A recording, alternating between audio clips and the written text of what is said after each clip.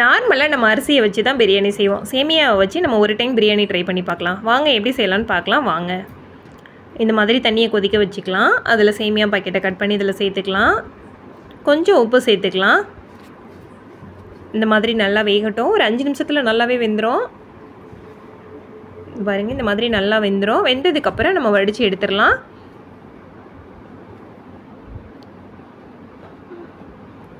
அஞ்சு நிமிஷம் அப்படியே விட்டுறலாம். விட்டதுக்கப்புறம் அதே பாத்திரத்தை வச்சு அடுப்பை ஹீட் பண்ணிவிட்டு 3 ஸ்பூன் அளவுக்கு எண்ணெய் ஊற்றிக்கலாம். 1 ஸ்பூன் நெய் ஊற்றிக்கலாம். நெய் போட்டுக்கோங்க. நெய் போட்டால் தான் நல்லாயிருக்கும், டேஸ்ட்டு நல்லாயிருக்கும். 1 ஸ்பூன் நெய் போட்டுக்கோங்க.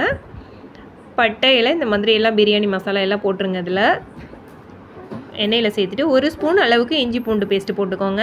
போட்டு இந்த மாதிரி நல்லா வதக்கி விடுங்க. வெங்காயம் சேர்த்துக்கலாம். நான் 3 தக்காளி சேர்த்துருக்கேன். இந்த மாதிரி தக்காளி சேர்த்துக்கோங்க.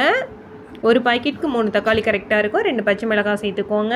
தேவையான அளவு உப்பு சேர்த்துக்கோங்க. இந்த மாதிரி கருவேப்பிலை கொஞ்சம் சேர்த்துக்கலாம். சேர்த்து இந்த மாதிரி கிண்டி விடுங்க. தயிர் இப்போ நம்ம தயிர் சேர்த்துக்கலாம். 1 கப் அளவுக்கு தயிர் சேர்த்துக்கோங்க.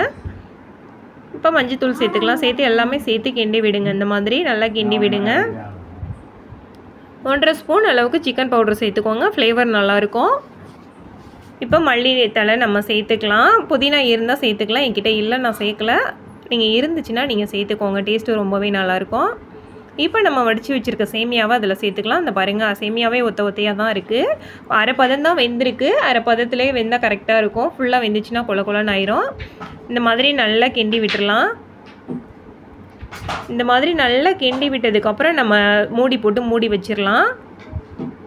கொஞ்சம் மல்லித்தலை தூவிட்டு இப்போ மூடி போட்டுடலாம். இந்த பாருங்கள், மூடி போட்டு மூடி வச்சிடலாம். அப்படியே ஒரு 5 நிமிஷம் இருக்கட்டும். ஒரு 5 நிமிஷம் அப்படியே வச்சிட்டோன்னா ரொம்பவே சூப்பராக வந்துடும். இப்போ 5 நிமிஷத்துக்கு அப்புறம் எடுத்துடலாம். எப்படி வந்திருக்குன்னு பார்க்கலாம். பாருங்கள், 5 நிமிஷம் ஆகிடுச்சு. பாருங்கள், ரொம்பவே சூப்பராக வந்திருக்கு. நல்ல ஒத்தையாக இருக்குது. நீங்களும் இந்த மாதிரி ட்ரை பண்ணி பாருங்கள். Thank you friends. தேங்க்யூ ஃபார் வாட்சிங்.